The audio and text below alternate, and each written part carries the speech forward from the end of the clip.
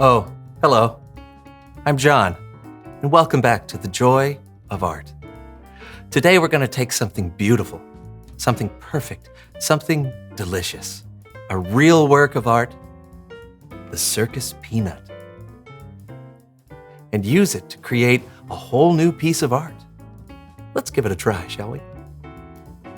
Just look at these happy little circus peanuts. They're all saying, "Hey, come to the circus."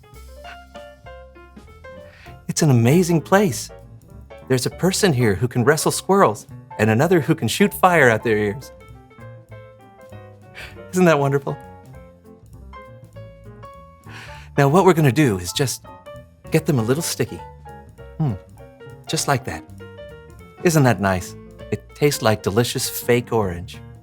Yummy. Once it's sticky, place it anywhere on the canvas. Let the circus peanut tell you where it wants to go. Happy. There we go. Oh, perfect. Just like that. Now continue the process.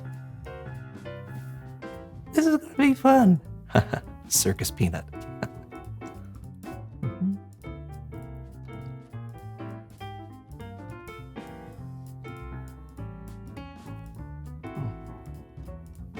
Oh, okay. I hear you, circus peanut friends. They're telling me my art is done and they're ready to be seen. Why don't we take a look at what we've created?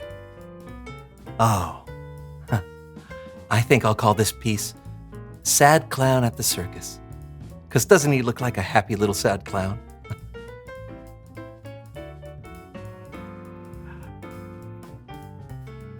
I love it when the art comes to life like that.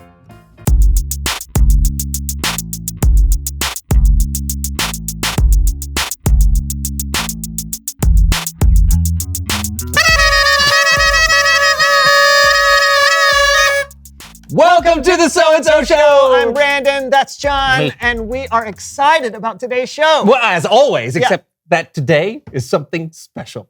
Today we get to announce something we've been working on for years. Yeah, months even. You see, John and I have a little pet project. Yeah, but that pet project has grown into a full-size St. Bernard, and we can no longer keep it hidden inside his little crate. It's time for it to be set free! With up-to-date shots, a license, and a proper leash, of course. Of course.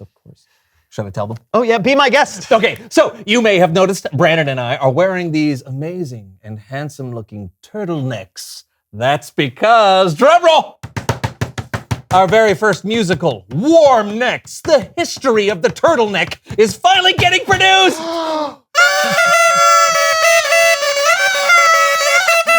You heard him right. John and I have been working tirelessly on bringing the amazing and fascinating history of the turtleneck to musical life. Yeah, let's give them a little taste. Oh, you think so? I do!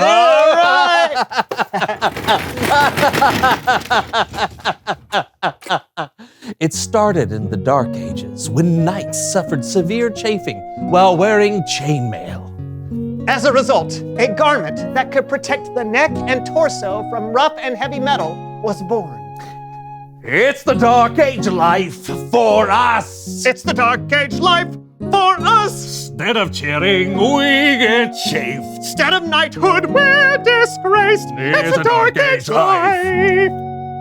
In the 1700s, the turtleneck switched from being a status symbol to something more practical and worn in the winter.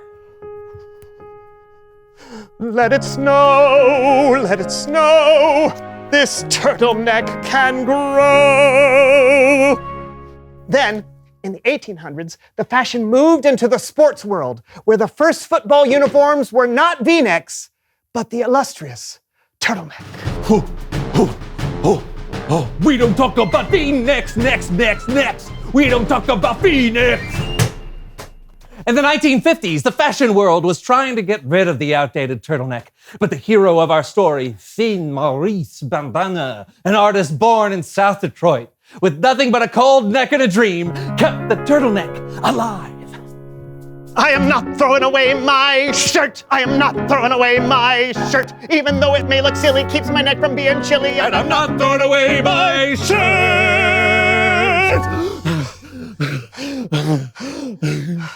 Anyway, that was just a taste, an amuse-bouche, if you will. A warm next to the history of the turtleneck. Ooh, boy. It's a heartbreaking yet hilarious tale of the endearing garment and the people who wore it. And it's going to be coming to an off-Broadway theater, not near or possibly near you. Is Yeah. that you? Yeah, that's me. Okay. Sorry. It's the producer. Okay. Hello, it's John.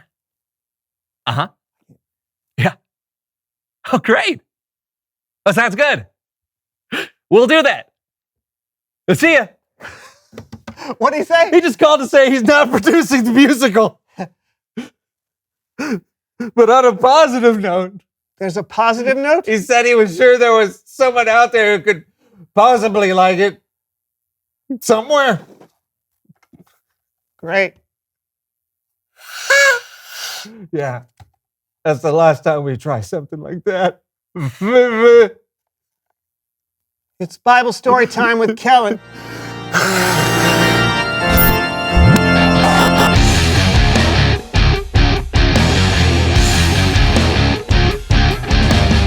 Hey guys!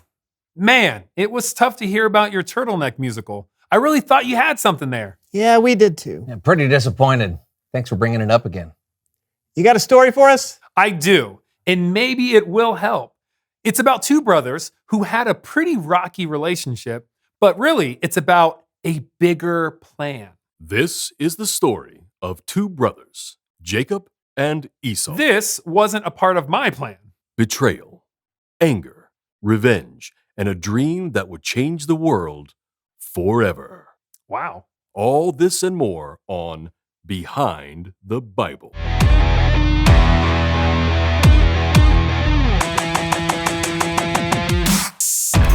Jacob and Esau were the two sons of Isaac and Rebekah.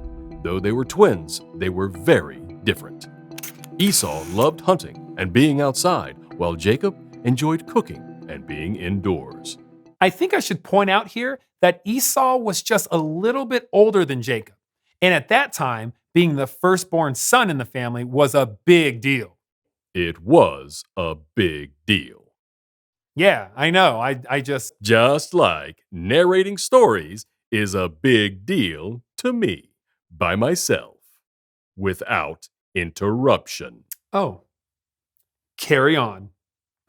As the firstborn, Esau had the birthright to become the leader of the family when his father died. But Jacob came up with a plan to take the birthright for himself. This is going to make me sound kind of sneaky, but hey, I saw an opportunity and I took it. You see, I was making this red lentil stew one day when Esau came in from outside and he was hungry. Yeah, I was hungry.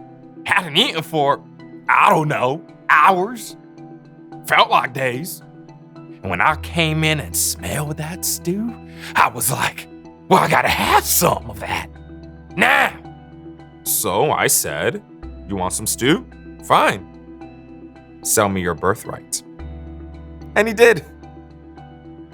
Yeah, I was like, I'm practically dying of hunger right now. What good is a birthright if I'm not alive to use it? Give me some of that stew. So I sold my birthright to Jacob. Stew was good though.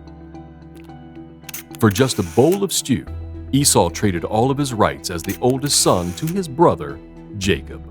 But that wasn't the last time Jacob took something that belonged to Esau.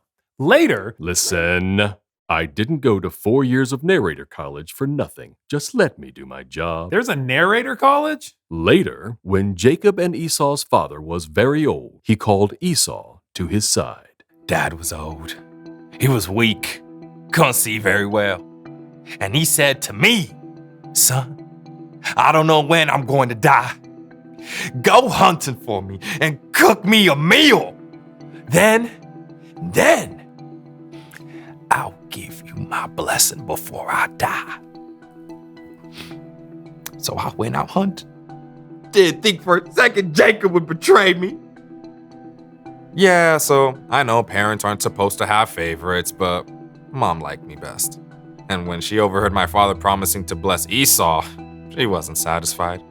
She wanted my father to bless me instead. Now, we're twins, and my father didn't see so well, so she thought I could just pretend to be Esau. But he has way more hair than me.